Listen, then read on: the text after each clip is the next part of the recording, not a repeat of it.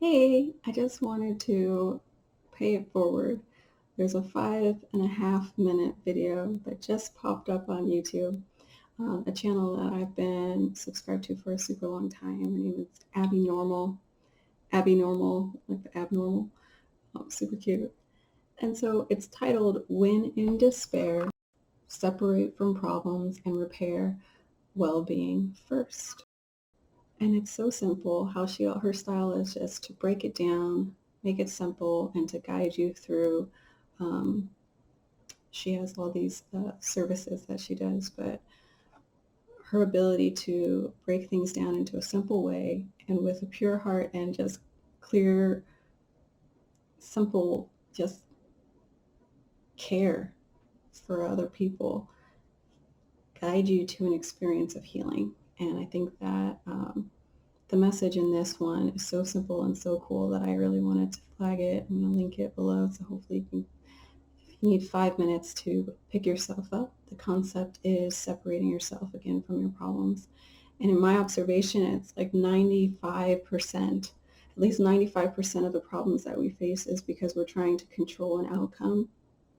And instead of knowing ourselves and understanding the journey that we're on, lessons, mirrors reflected in other people, challenges to test our ability to overcome and persevere, or to present as our highest versions of ourselves, or to be reflected by our own mirror of our own decisions and opportunities we missed because we took shortcuts or tried to cheat the system, as if there wasn't our own consciousness watching. It's not fear of like a God or a judge in the sky watching us. It's recognizing that we are witnesses to ourselves and our own choices and our own actions or inactions. And,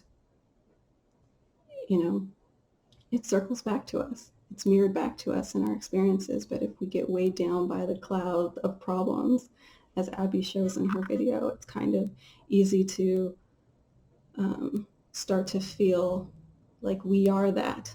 We're equal to our problems, or we are the problem in our lives. And she explains it so simply to show that we're not. And a lot of times I think that's accurate. If we don't do the work to know ourselves, know how to determine what's for us in our path, how to get in alignment with it so that things flow in life instead of banging down doors and trying to control outcomes and force things, force relationships, even if it's like,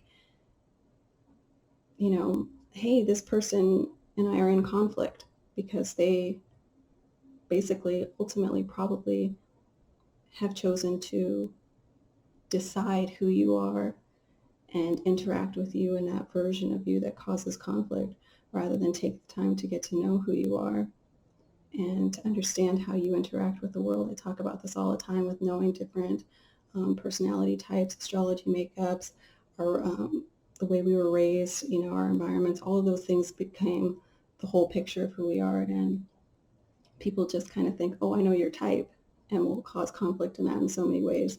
And as long as you're in that cloud of not understanding the problems that we have when we interact with other people, when people don't understand us, or when we have conflicts, when we're trying to force a situation that it relies heavily on people getting us, or whatever, it's just kind of take a step back and understand. I love how Abby says, like, even though you're in conflict or you're having these problems, you're really happy underneath it all. But it can get really heavy and weigh you down when you start to think that these problems are with you or within you, and you try to fix it, and you try to mold yourself like a pretzel to fit into other people's versions of what you should be and how you should be.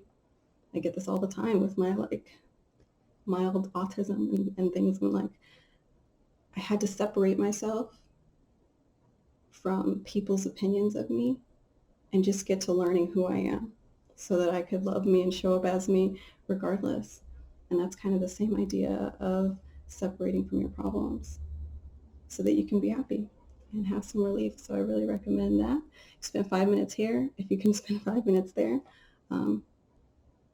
Hope it helps.